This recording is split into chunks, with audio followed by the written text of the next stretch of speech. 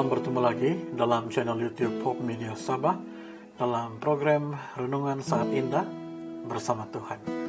Pada hari ini kita akan merenungkan satu pelajaran daripada firman Tuhan yang bertajuk Will You Answer? Mari kita semua tunduk kepala, kita berdoa.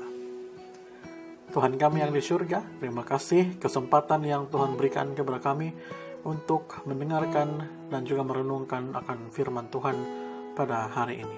Terima kasih ya Tuhan, Engkau begitu baik karena Engkau akan bersama-sama dengan kami sepanjang kebaktian kami pada hari ini. Dalam nama Yesus kami berdoa, amin. Saudara yang dikasihi dalam Tuhan, saya yakin di zaman sekarang ini semua kita memiliki handphone. Di office kita ada handphone, di rumah kita ada handphone, di pocket kita juga kita ada handphone. Ya mungkin di office ataupun di rumah kita ada telepon office, telepon rumah. Tapi di pocket kita ada yang namanya telepon genggam ataupun handphone, telepon bimbit. Dan saya pasti semua kita di zaman sekarang ini, semua kita memiliki yang namanya handphone. Daripada mereka yang usianya sudah lanjut dan juga mereka yang usianya masih muda, kebanyakan kita hampir semua sudah memiliki handphone.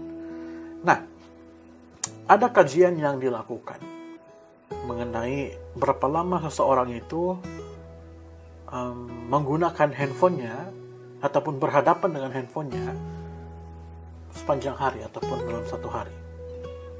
Dan kajian itu hasilnya adalah purata daripada orang-orang ataupun manusia penduduk di bumi ini yang menggunakan telepon, purata jam yang mereka gunakan untuk mengakses ataupun melihat ataupun menggunakan handphone mereka adalah sekitar 8 sehingga 12 jam.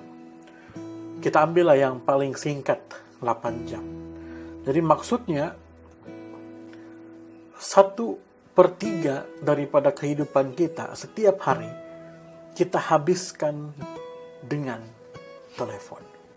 Nah, saudara yang dikasihi dalam Tuhan, kalau kita coba-coba untuk mengira ataupun coba-coba untuk menghitung, kalaulah seseorang itu tidur 8 jam satu hari, ya, memang itu yang diperlukan oleh tubuh kita untuk beristirahat.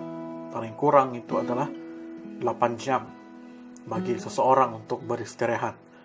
Artinya untuk tidur saja kita sudah menggunakan 1/3 daripada handphone kita. Mustahil ada orang yang tidur sambil bermain handphone, ya kan? Kalau tidur kita anggap dia tidur, maksudnya tidak berbuat apa-apa. Nah, kalau seandainya kita menggunakan telepon kita 8 jam sehari, artinya kita sudah menghabiskan 2/3 daripada kehidupan kita. Waktu dalam kehidupan kita dalam sehari. 1/3 untuk tidur, 1/3 lagi untuk telepon kita. Bermaksud waktu kita untuk makan, waktu kita untuk mandi, waktu kita untuk bersosial, waktu kita untuk mungkin berolahraga, waktu kita untuk bekerja, waktu kita untuk Tuhan, tinggal dibahagi-bahagikan dalam 1/3 tersebut yang tersisa. Maksudnya 8 jam 1/3 itu kita habiskan untuk makan, untuk minum, untuk tidur, bukan tidur, untuk minum, untuk melakukan olahraga ataupun bersenam, bersosial bersama keluarga, bekerja, dan juga untuk Tuhan.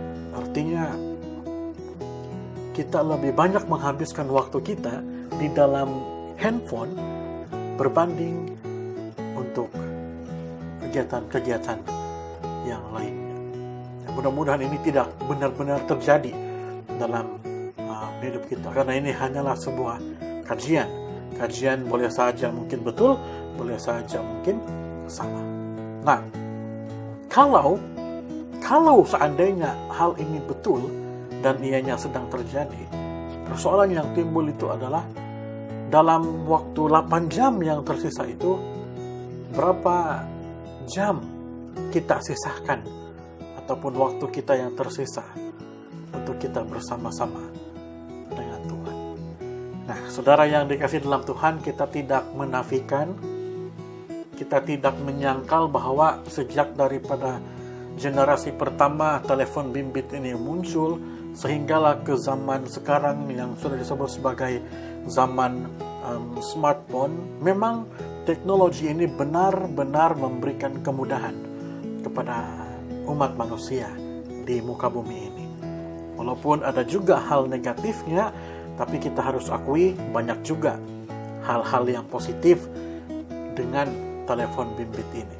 Namun, pernahkah kita memikirkan jika kita bandingkan zaman sekarang dan juga zaman dahulu, bagaimana dampak teknologi ini dalam kehidupan rohani kita sebagai umat-umat Tuhan?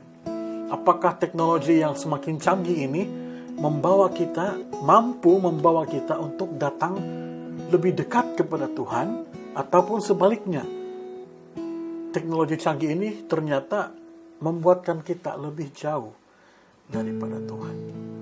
Nah, saya pernah berkhotbah di sebuah gereja, dan ketika saya sedang berkhotbah pada hari Sabat di dalam gereja, para orang-orang dewasa, mereka lebih menumpukan perhatian mendengar khotbah yang saya sampaikan. Sementara para belia, para remaja, para anak-anak, mereka lebih kebanyakannya tertunduk ke bawah, tertunduk ke lantai. Saya tidak tahu apakah mereka sedang mencatat khotbah yang saya sampaikan, ataupun apakah mereka sedang berdoa untuk saya ketika saya sedang menyampaikan khotbah, atau mungkin mereka sedang bermain handphone mereka. Hanya mereka dan Tuhan yang tahu. Tetapi persoalan yang ingin kita sampaikan di sini adalah, apakah teknologi ini telah membawa kita untuk datang lebih dekat kepada Tuhan? Nah, di masa-masa pandemik, di waktu-waktu pandemik, di mana kita tidak dapat datang ke gereja, kita akui teknologi ini benar-benar membantu kita untuk beribadah, untuk mendengarkan firman Tuhan. Teknologi ini membawa kita untuk datang dekat kepada Tuhan. Maksudnya, teknologi ini bukanlah sesuatu hal yang tidak baik. Ianya sangat baik sebenarnya, karena ia memberikan kemudahan kepada kita. Namun persoalannya adalah bukan kepada teknologi itu, tapi kepada kita sebagai manusia.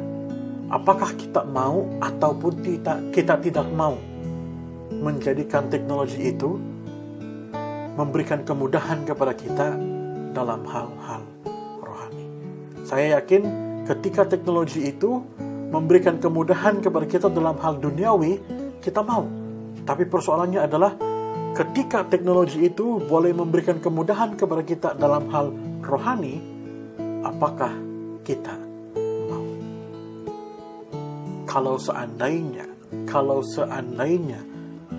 Tuhan yang menelepon kita dengan bermacam-macam firman-firman rohani yang kita boleh dapatkan di YouTube, di Facebook, di mana-mana media sosial, apa respon kita?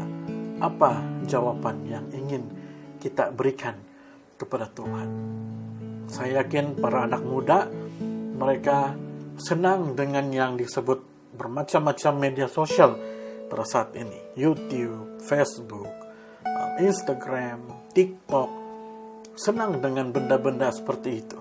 Dan kita tidak mengatakan bahwa ianya salah. Tetapi persoalannya adalah, apakah kita juga mau merespon terhadap hal-hal yang rohani ketika teknologi ini sampaikan kepada kita?